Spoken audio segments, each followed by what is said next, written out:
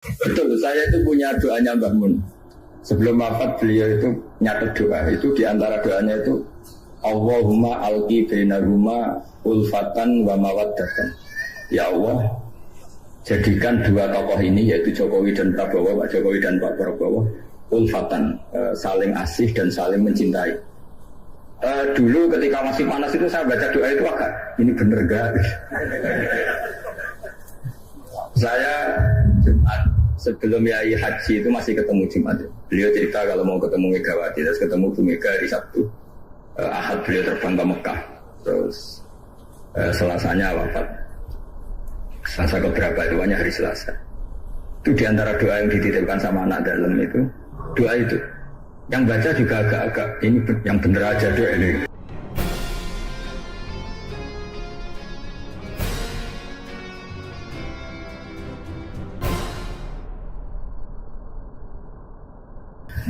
Yang diajarkan para nabi adalah wattaba'tu millata abai Ibrahim wa Ishaq wa Yaqub. Jadi kalau ada satu keluarga, misalnya saya ini putra Kiai Nur Salim kelahiran sini, itu harus pakai satu identitas saja. Misalnya saya kenal bapak itu orang yang hafal Quran. Jangan pakai status-status yang lain, nanti jadi repot. Misalnya sampean di bapak Sugih eling Sugiye, di bapak melarat eling melarate, di bapak kasus eling kasusnya, itu nanti jadi repot. Inginnya Allah semua orang hanya pakai status, semuanya adalah hamba Allah Subhanahu wa Ta'ala. Karena itu yang status permanen. Sampean soal Allah itu sekalipun presiden itu tidak siapa-siapa, semuanya hambanya Allah Subhanahu wa Ta'ala. Sehingga ajaran Nabi yang abadi diantaranya adalah saksikan bahwa saya adalah Abdullah wa Rasuluh. Saya ini hamba Allah. Nah, sekarang semua kerusakan di dunia itu dimulai dari merasa tidak sebagai hamba. Seorang dirjen atau menteri ketahanan pangan itu mesti ngira semua kecukupan pangan Indonesia itu karena dia. Kecuali dia pernah ngaji, mungkin agak baik rasanya. Padahal andaikan petani itu tidak mau nanam padi, pinternya kayak apa menteri, tetap kita kurangan apa? Makan. Masalahnya ketika petani menanam padi terus itu biasanya karena nggak punya selera atau karena bodoh. Nah barokahnya bodoh itu mereka tidak menekuni profesi lain, nanam padi terus. Artinya ada padi banyak itu ya barokahnya orang bodoh. Makanya saya ini terkenal kiai pembela kaum bodoh. Karena kalau pinter terus nggak nanam padi itu nggak ada gunanya. Profesor ketahanan pangan kayak apa rapatnya kalau nggak ada yang nanam padi apa? Menko Polhukam juga gitu, buat rapat untuk kestabilan tapi rasa masyarakat tidak tebal seliro, tersinggung sidik gacokan, tersinggung sidik carok. Apa gunanya kepintaran para Menko Polhukam kalau perilaku masyarakat gampang kon? Jadi sebetulnya pengendali Indonesia itu kita semua. Maka sebetulnya pembantu presiden ya semuanya, yang jaga keamanan yang jenengan semua. Kalau nggak mudah konflik ya Indonesia nopo. Mungkin bedanya sampean dengan menteri keren sampean. Mereka digaji sampai sudah tidak butuh gaji. Jadi ini kelebihan yang kita harus bangga. Makanya saya kalau jadikan, saya pernah ditawarin jadi PNS Kemenag, saya nggak mau. Takut saya biasa nggak butuh gaji menjadi butuh apa? Gaji. Kan keren tidak butuh apa? Gaji. Nah ini penting saya utarakan supaya agama ini terkonsep secara permanen. Sehingga dalam tradisi ulama, agama ini tidak pernah dipasrahkan ke siapa-siapa. Karena yang ngurusi agama ini hanya Allah Subhanahu wa Ta'ala. Pernah dalam satu dialek, Umar adalah orang yang sangat sukses dalam memimpin Islam. Sampai menaklukkan zaman itu sudah sampai Eropa Timur, sampai Asyikul Aqsa. Sehingga kayak apa kerinduan orang sama Sayyidina Umar radhiyallahu anhu. Singkat cerita mereka tidak kebayang kalau setelah Umar itu ada pemimpin yang sekali berumar. Sehingga Umar dipaksa dengan tanda kutip dipresur supaya bikin pengganti suksesi. Setiap Ibnu Umar anaknya jalan-jalan kemana-mana, itu mesti masyarakat bilang gini, Mbok yo abah kamu itu bilang ada suksesi supaya pemimpin ini jelas tahapannya. Terus mereka bikin analogi itu kias. Kalau ada kambing 100, penggembalanya tinggal gelanggang, itu dianggap zalim, tidak ya zalim, pasti kocar kacir. Apalagi ini penggembala manusia. Kalau suatu saat Umar meninggal, itu pasti kacau. Umar sempat tertarik sama pikiran itu, sehingga beliau ingin menunjuk seorang khalifah pengganti. Lama-lama beliau bangun terus bilang gini, tidak jadi ya. Agama ini yang punya Allah, jadi nggak boleh dipikir oleh Umar. Agama ini pernah ditinggalkan orang yang lebih baik ketimbang saya, yaitu Abu Bakar, tetap jalan. Dan agama ini pernah ditinggalkan oleh Rasulullah SAW, orang terbaik di dunia, dan tetap jalan. Karena yang ngurusi Allah. Makanya sekarang nggak ada wali songo. Mungkin zaman wali songo Panjunan tidak seperti ini. Tapi sekarang dipimpin Ustadz TPG, Islamnya lebih maju ketimbang zaman dipimpin wali songo. Bukan karena ustadznya yang lebih hebat dibanding wali songo, memang agama ini diurusi oleh Allah Subhanahu wa ta'ala. Ustadznya kasus ya agama jalan. Itu banyak cerita-cerita di TV ustadz apa? Kasus agamanya juga jalan. Ada kiai ditangkap KPK, agama juga jalan. Karena agama ini nggak bergantung seorang kiai, juga nggak bergantung kemenang. Agama ini yang mendesain, yang menjaga hanya Allah Subhanahu wa ta'ala. Cerita paling modern itu Uni Soviet. Uni Soviet itu negara komunis. Ratusan tahun orang Islam dikooptasi di Uni Soviet. Tapi mereka Islamnya luar biasa, menyembunyikan Islamnya.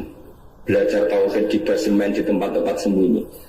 Ketika Uni Soviet hancur lewat Glasnost Perestroika itu, langsung jadi negara Islam. Ada Uzbekistan, Tajikistan, Chechnya, itu semuanya jadi negara Islam. Artinya gini, agama ini pernah jaya bahkan saat dikooptasi Uni Soviet. Indonesia juga pernah jaya padahal dijajah Belanda 350 tahun. Justru menjadi masalah kalau kita ini terlalu bergantung negara. Kiai gelem mulang untuk bos, santri gelem mondok mergo kepalanya dicatat di negara sehingga dapat fasilitas. Oke, negara baik kita akui. Tapi itu nggak bagus bagi kita kalau terlalu bergantung. Karena biasanya kita berkontribusi kepada agama, sekarang mendapat dari negara untuk ngurus agama. Masalahnya bukan di ngurusnya, ketergantungan ini yang menjadi Islam nanti bahaya ketika ada masalah. Nggak biasa imun ya, nggak biasa kebal. Sehingga pikiran-pikiran para ulama dulu, cara berpikir itu, agama ini harus dijaga karena kita yakin Allah yang menjaga. Kenapa saya cerita demikian? Karena Islam di Indonesia sekarang itu luar biasa. Katanya malah Islam terbaik di dunia sekarang. Kenapa kok terbaik di dunia? Kenapa Islam Indonesia punya gelar terbaik di dunia? Di mana-mana, di Mesir, di Syria, di Irak itu konflik. Dan kalau konflik sampai saling bunuh. Kita tahu urutan dosa besar, satu adalah musyrik, nomor dua adalah orang mukmin saling bunuh. Nah Indonesia boten, gedeng tanggane mau ngerasani tok, tinggu kegiatan itu. Ya ini gitu-gitu dok. Yang bisa nyantet ya tidak nyantet. Jadi biasa saja. Nanti kalau bodoh ya kosong-kosong lagi, nanti tukaran lagi ya gitu. Makanya kata Mbah Mun, kamu harus bangga jadi orang Indonesia. Karena kita tidak mengalami dosa terbesar. Setelah syirik itu dosa terbesar adalah saling bunuh. Dan Indonesia itu tepol silonya luar biasa. Sekarang pertanyaannya, tradisi tepol silo itu ditanamkan nenek moyang kita apa mengikuti konsep yang dibikin negara? Nenek moyang kita. Sebelum ada menteri pertahanan, menteri yang ngurus sistem keamanan, itu yang menjaga stabilitas kita adalah kearifan kita. Lalu sekarang kearifan kita mau kita gadekan, mau kita berikan. Wah negara aman kalau menterinya ini, agama benar kalau menterinya ini. Mana pernah kita bergantung sama negara zaman itu. Meskipun kita menghormati negara, sangat-sangat menghormati. Tapi jangan sampai kelangsungan kita hidup ini bergantung sama orang lain. Kata Rasulullah SAW, kullukum ra'in wa kullukum mas'ulun an ra'yati. Semua kalian adalah pemimpin.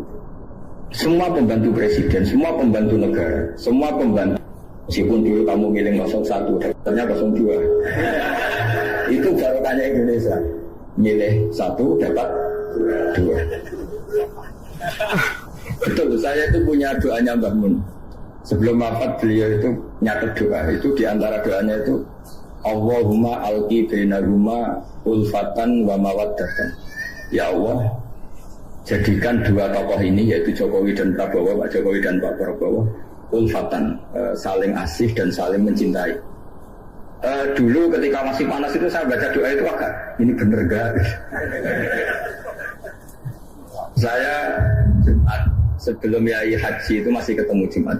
Beliau cerita kalau mau ketemu Megawati, terus ketemu Bu Mega hari Sabtu.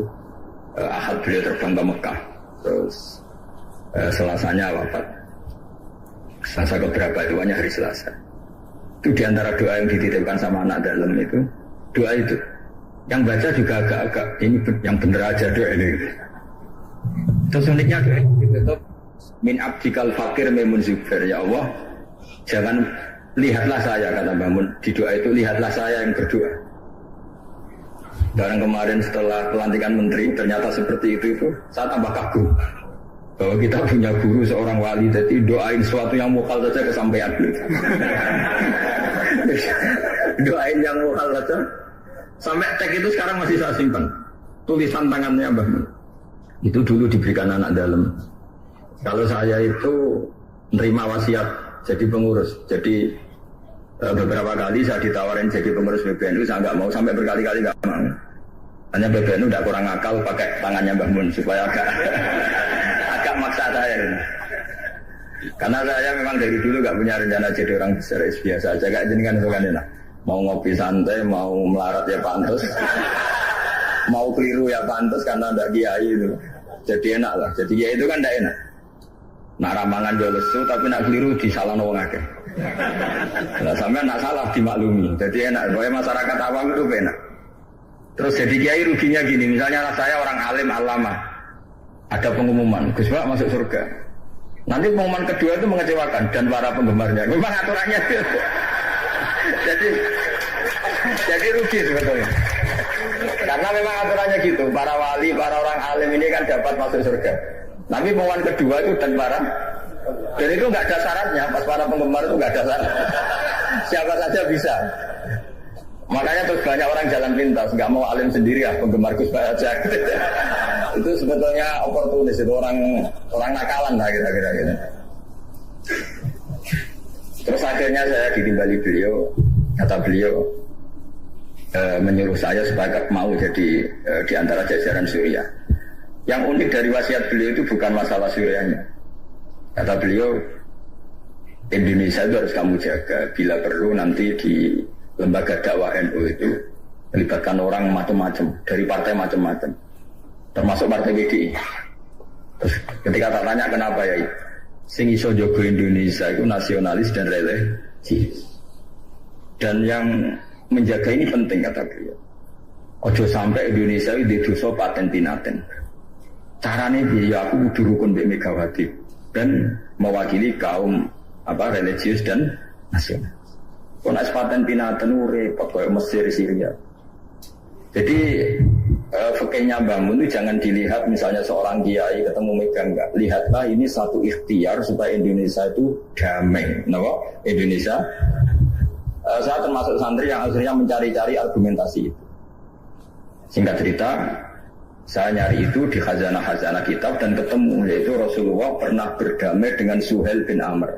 Suhail bin Amr itu tokoh kafir Quraisy yang bisa mengendalikan Quraisy. Sekali dia komando perang maka perang. Padahal posisi Nabi sudah di Hudaybiyah, kira-kira 25 kilo dari Mekah. Itu kalau perang pasti banyak korbannya. Dan itu semua perjanjian merugikan Nabi, tapi diterima saja. Asal tidak terjadi saling bunuh, saling chaos, saling kolek. Itu yang ditiru Mbah Mun. Tapi sekarang orang enggak, kadang pakai hitam putih. Pokoknya saya putih pasti benar, ini hitam pasti salah. Yang dilupakan adalah kalau betul orang lain itu hitam, ini pun tanggung jawab kita, karena ini juga umatnya Rasulullah SAW. Sekarang ketika kamu melihat orang salah, itu jika itu bagian dari keluarga kamu, inginnya memberi sanksi apa membenahi? Membenahi. Makanya dalam sebuah kitab yang diceritakan Sarah Hikam, kitab paling terkenal di kalangan pesantren, kitab Hikam. Dan cerita itu benar menurut saya. Ini cerita yang versi kitab Hikam. Nabi Ibrahim diterbangkan ke alam malakut, terus melihat para pezina. Allah tanya, menurut kamu diapakan? Bunuh saja ya Allah, mereka makan rezeki engkau tapi tidak mengindahkan aturan engkau, mereka pezina. Sama Allah diturutin. Terus dilihat lagi para pemabuk. Menurut kamu gimana, dibunuh saja, mereka itu hamba engkau, makan dari rezeki engkau tapi tidak mengindahkan perintah engkau. Sampai sekian bentuk maksiat, Ibrahim usulnya bunuh saja, habisi saja. Lama-lama suatu saat, ini cerita yang disarah hikam, Ibrahim disuruh nyembelih Ismail. Yang terkenal dalam riwayat memang yang disembelih itu siapa? Ismail.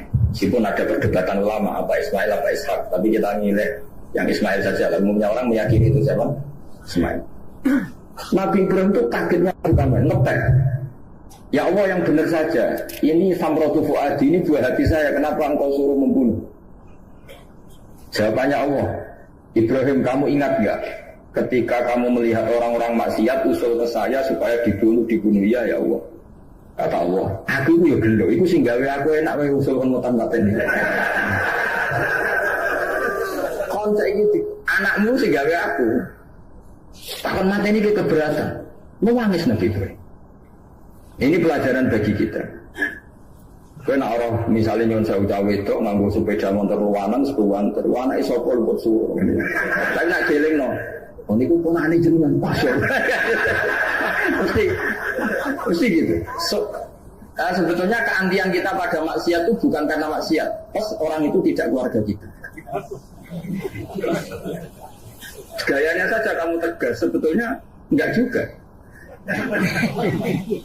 Gitu.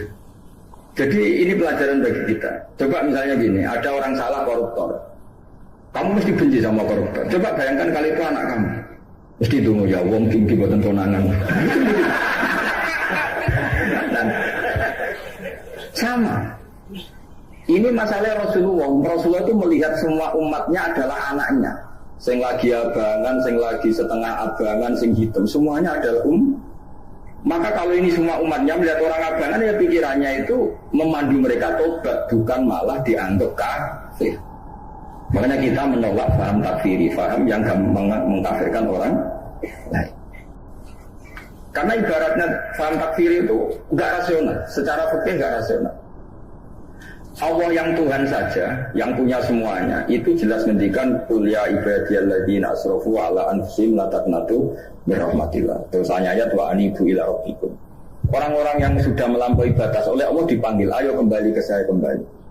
Kemudian orang-orang takfiri ini, orang-orang ekstremis ini, hamba Allah yang sedang maksiat dianggap tidak Islam atau kafir, keluar dari area kemukminan. Wong yang Allah Tuhan saja yang di luar disuruh masuk. Ini yang sudah masuk malah disuruh keluar. Coba Nabi diutus jadi Nabi itu untuk mengislamkan orang kafir apa untuk mengkafirkan orang Islam? Ya Nabi lo diutus itu untuk mengislamkan orang kafir apa mengkafirkan orang Islam? Mengislamkan orang. Makanya aliran-aliran ekstrim sidik-sidik mengkafirkan orang itu satu mesti goblok, mesti. Dua mesti nggak tahu ngaji. Tiga terlalu semangat tapi khazanah ilmunya itu pas-pasan. Karena tadi kebencian kita ini pasti ada unsur dengan tanda kutip nafsu. Ya tadi kamu benci sama cawe itu yang kuatoan cekak sepedaan motor buanter. Barang mbok pisoi jumlah wong ayu banget seneng kowe. Kira-kira masih misoi ndak gitu. Itu mesti atau gini, kamu benci sama orang yang nyulayani janji. Zaid tidak janji sama kamu mesti marah. Janjian kok rene gini-gini. Coba Zaid itu orang yang ngutangi kamu. Berani enggak ngumpat-ngumpat Zaid meskipun nyulayani janji. Zaid itu orang yang memberi utangan kamu 10 juta terus janjian nyulayani janji. Bisa enggak kamu bentak Zaid? Terus gak ditagih sewenang gitu. Artinya ketika kamu disulayani janji marah itu mesti gini. Sudah nyulayani janji plus tidak berjasa. Nah ini yang kita dapat kearifan dari Nabi Ibrahim. Saat kita enak saja usul orang maksiat dibunuh, dimatikan oleh Allah, itu plus mereka kebetulan tidak anak kita. Coba andaikan zaman di alam malakut Ibrahim tahu yang nakal itu anaknya, apa kira-kira usul demikian? Nah makanya ini jaga kearifan kita, bahwa bayangkan orang lain itu keluarga kita. Makanya kearifan dari bapak itu senangnya kancanan orang macam-macam, langsung sembuh bulan. Terus saya tanya, kenapa Pak? Sing gelem dadi ngono iku ya sapa? Karena itu kearifan. Sing gelem dadi ngono iku santrinya bapak dulu yang murid ya banyak. Iya iku bengkel, nggak ragu gelem dadani barang rusak ya rasa dadi aku. Iya. Makanya saya ini keterusan, saya termasuk jenis kiai yang nggak tegas. Tapi karena kearifan, kiai yang terlalu tegas sudah ya dapati arif. Ya tadi, bayangkan itu anak kamu. Kepen ngaji malah diboyong. Cara itu anakmu. Pak Yai memberi kepen didadani malah dirangkai. Jadi ini pelajaran bagi kita. Jadi lupa khazanah-khazanah itu jangan sampai hilang. Memang ada banyak riwayat tentang Nabi Ibrahim menyembelih Ismail. Sebagian kitab meriwayatkan bahwa Ibrahim itu saking senangnya sama Allah. Ditanya Ibrahim, andaikan kamu punya sapi sekian, kamu korbankan untuk saya enggak? Iya ya Allah, untuk taqarrub ilaika. Kurban itu maknanya satu prosesi ibadah untuk mendekatkan diri kepada mana ada terima sapi untung. Nak jenengan nyuwun anak kula mau tak korban.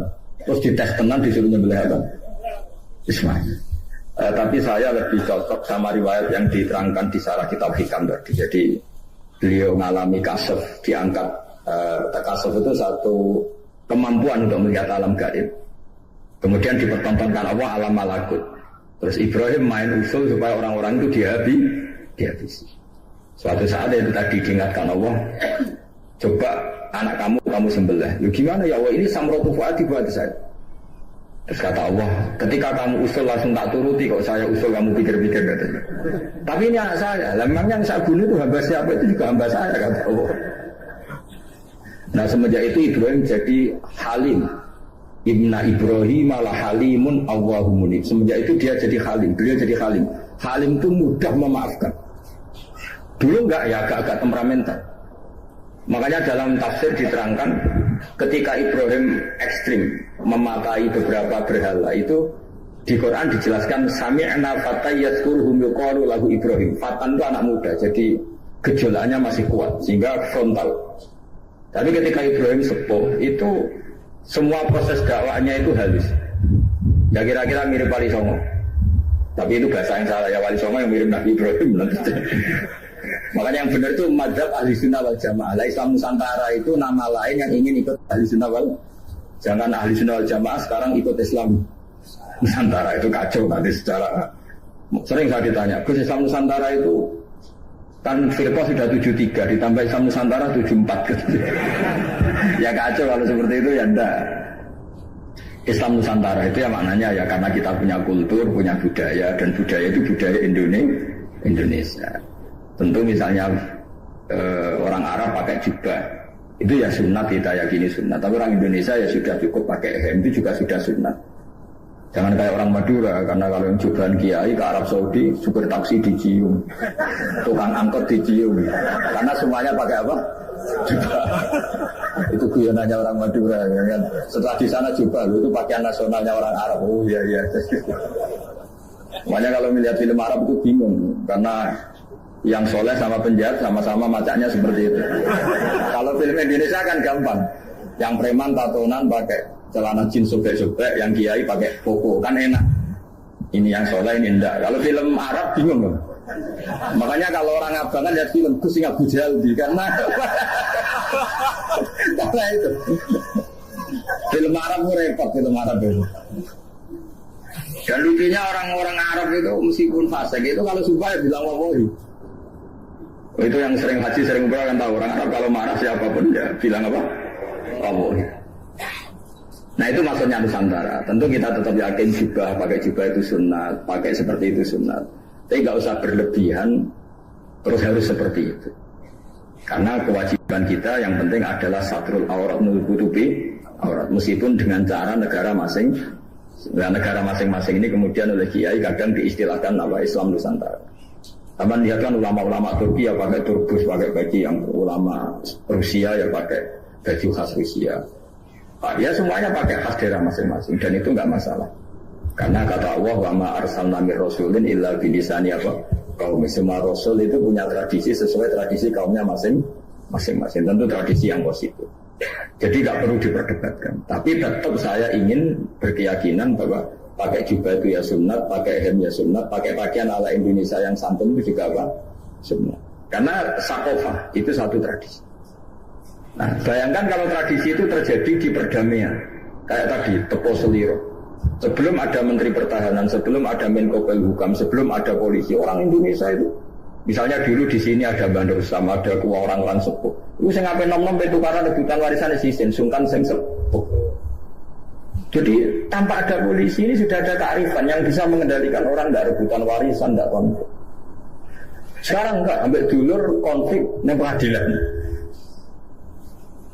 Banyak enggak orang konflik harta warisan sampai ke pengadilan? Kadang. Artinya apa? Ketika ada lembaga peradilan justru kita kehilangan kearifan. Makanya ngaji di sini saya mau minta sekali tradisi-tradisi kearifan kita hidupkan lagi. Ini yang terakhir saya cerita sujud.